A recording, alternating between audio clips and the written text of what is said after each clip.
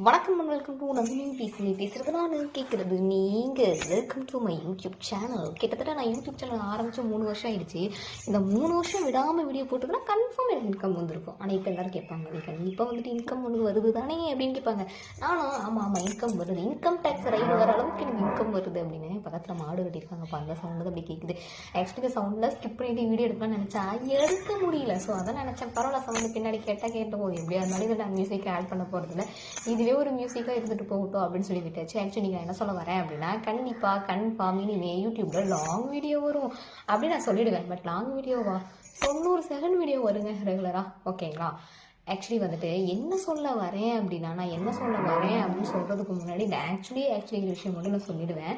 எனக்கு ஸ்டார்டிங் ஸ்டேஜில் யூடியூப்ல வீடியோ போட்டு தான் ஞாபகம், அப்போலாம் கண்டினியூஸாக போடுவேன். ஆனால் அப்போ இருக்கிற மூஞ்சிக்கும் இப்போ இருக்கிற மூஞ்சிக்கும் பார்த்தா டிஃப்ரென்ஸ் கண்டிப்பாக இருக்கும். வீடியோ குவாலிட்டி நல்லா இருக்காது, ரொம்ப மோசமாக இருக்கும். இப்போ கூட வீடியோ குவாலிட்டி நல்லா இருக்கா அப்படின்னு கேட்டால் என்னமோ இன்ஸ்டா ஃபில்டரை வச்சு ஓட்டிட்டு திரியிறேன் அந்த மாதிரி தான் இருக்குது. ஓன்னு ராகமாக எழுதுறனோ என்ன தெரியல.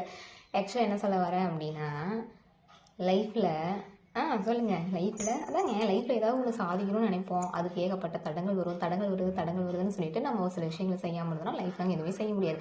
இந்த கஷ்டம் அப்படிங்கிறதெல்லாம் வந்துட்டு நம்ம கூடயே இருக்கிறது. நீங்கள் உங்கள் லைஃப்பில் எந்த